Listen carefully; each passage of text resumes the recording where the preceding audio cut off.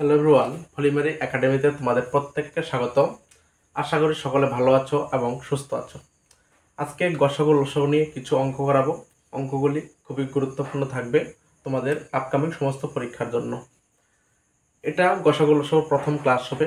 প্রথম ক্লাসে একদম বেসিক কোশ্চেনগুলো রাখবো, যে কোশ্চেনগুলো না জানলে তোমরা গসাগু লসাগুর যে ডিপথ থেকে কোশ্চেন হয় সেই কোশ্চেনগুলো করে আসতে পারবে না। তাই ক্লাসটি প্রথম থেকে শেষ পর্যন্ত দেখবে। তাহলে আমি কোশ্চেনের মাধ্যমে তোমাদের বোঝানোর চেষ্টা করব। মনে করো কোনো একটি কোশ্চেন নিলাম, দুটি সংখ্যার গসাগু, দুটি সংখ্যার গসাগু 5। ঠিক আছে, দুটি সংখ্যার গসাগু 5 এবং তাদের গুণফল 250। ঠিক আছে, তাহলে বলছে লসাগু কত হবে। লসাগু কত? তাহলে দুটি সংখ্যার গসাগু 5 এবং সেই সংখ্যা দুটির গুণফল 250, তাহলে সেই সংখ্যা দুটির লসাগু কত হবে? তাহলে আমরা কি জানি, দুটি সংখ্যার গুণফলের সঙ্গে তাদের গসাগু এবং লসাগুর গুণফল সমান হয়। তাহলে তোমরা কি মনে রাখবে, দুটি সংখ্যার গুণফল, দুটি সংখ্যার গুণফল সমান সমান সেই সংখ্যা দুটির গসাগু গুণন লসাগু। ঠিক আছে, দুটি সংখ্যার গুণফল সমান সমান গসাগু ইন্টু লসাগু। তাহলে দুটি সংখ্যার গুণফল কত দেওয়া আছে? 250 সমান সমান গসাগু কত? 5 গুণন লসাগু। লসাগু মনে করো x ধরে নিলাম, তাহলে x সমান সমান কি হবে? এই 5টা 250-র সাথে ভাগ হবে, তাহলে 250/5, 5 দিয়ে কাটলে কত হয়? 50 সমান সমান x এর মান কত? 50। অর্থাৎ লসাগু কত হচ্ছে? 50। এটাই আনসার। ঠিক আছে, নেক্সট।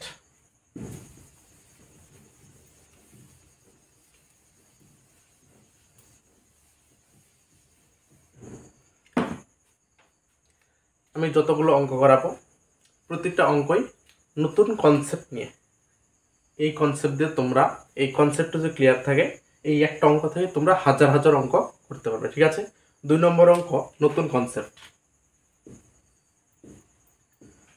দুটি সংখ্যার অনুপাত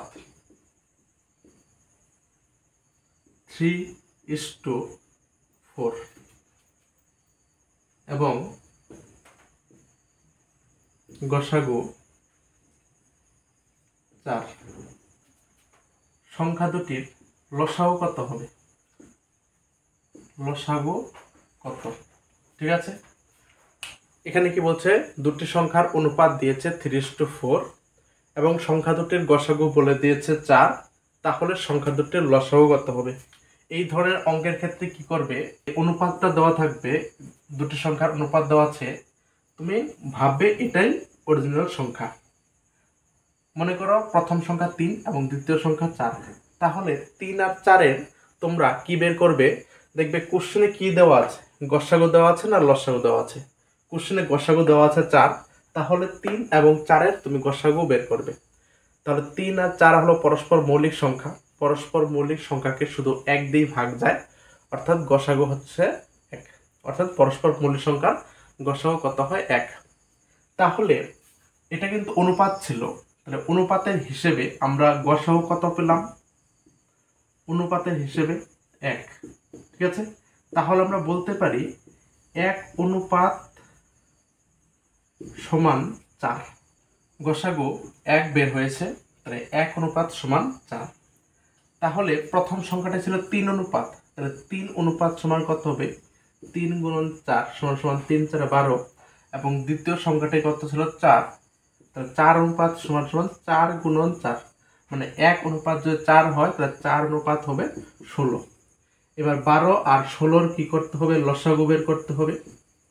12 আর 16 লসাগু কত হবে, 12 দিয়ে 16কে ভাগ যায় না, 16কে গুণিতকের আকারে বাড়িয়ে যেতে হবে।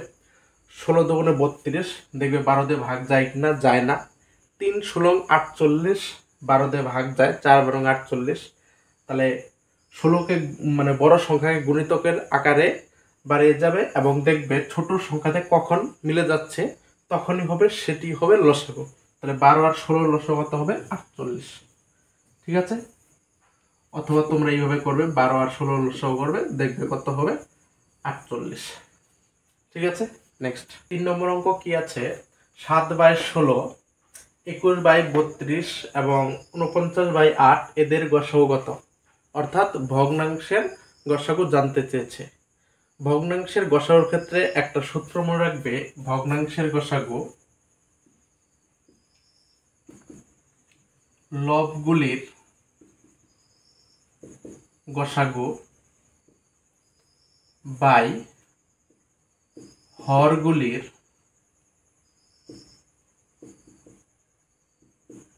লসাগু। এই ফর্মুলাটা মনে রাখবে। যদি গসাগু জানতে চায় তাহলে লবগুলির গসাগু হবে, যদি লসাগু জানতে চায় তাহলে লবগুলির লসাগু হবে। যেটা জানতে চাইবে সেটা উপরে হবে। লসাগু জানতে চাইলে উপরে লসাগু হবে, অর্থাৎ উপরে লবগুলির লসাগু বের করতে হবে এবং নিচে হরগুলির গসাগু বের করতে হবে। এখানে গসাগু জানতে চেয়েছে তাহলে লবগুলোর গসাগু হবে। তাহলে 7, 21 এবং 49-এর গসাগু কত হবে, দেখতে হবে ছোট সংখ্যা সবাইকে ভাগ যায় কিনা। 7 দিয়ে 3 7 21 এবং 7 7 49, 7 দিয়ে ভাগ যায়, অর্থাৎ লবগুলির গসাগু হচ্ছে 7। 7, 21 আর 49-এর গসাগু হচ্ছে 7 এবং 16, 32, 8-এর লসাগু হচ্ছে, দেখবে বড় যে সংখ্যাটা থাকবে ছোট সংখ্যা দিয়ে একবারে ভাগ যায় কিনা। তাহলে 16 দুগুণে 32, 4টা 32, তাহলে ভাগ যায়, অর্থাৎ এই 32 হচ্ছে লসাগু। তাহলে উত্তর হচ্ছে 7/32। ঠিক আছে, এই অঙ্কটাই যদি বলতো লসাগু কত, এবার গসাগু না বলে যদি বলতো লসাগু কত, মনে করি এটা 4 নাম্বার দিয়ে দিলাম, তাহলে লবগুলির এখানে গসাগুর বদলে কি হতো, লসাগু। গসাগুর বদলে হতো লসাগু এবং নিচে হতো হরগুলির গসাগু। ঠিক আছে, তাহলে এটা কি হতো, তাহলে লবগুলির লসাগু, তাহলে 7, 21, 49-এর লসাগু কত হবে, 7 দিয়ে 49-কে ভাগ যায়, 21 দিয়ে 49-কে ভাগ যায়, অর্থাৎ লবগুলির লসাগু হচ্ছে 49 বাই, এবং 16, 32, 8-এর গসাগু বের করতে হবে, অর্থাৎ এদের গসাগু হচ্ছে 8। 8 দিয়ে সবাইকে ভাগ যায়, অর্থাৎ ছোটটি হবে গসাগু। 49/8 হচ্ছে, এটা কি হচ্ছে, লসাগু। ঠিক আছে, এটা লসাগু হচ্ছে। ঠিক আছে, নেক্সট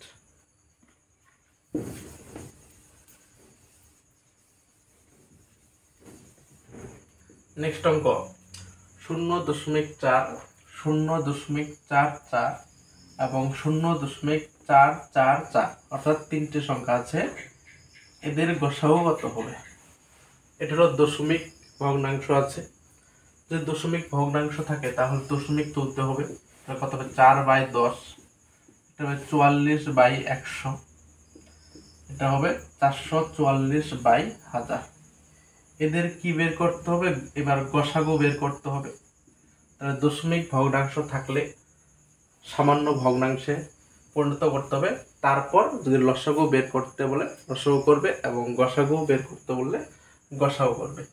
তাহলে গসাগু চেয়েছে, অর্থাৎ লবগুলির গসাগু, তাহলে লবগুলির গসাগু হবে 4 এবং হরগুলির লসাগু, লসাগু কত হবে, এটা 1000 হবে। ঠিক আছে, লসাগু কত হবে, 1000।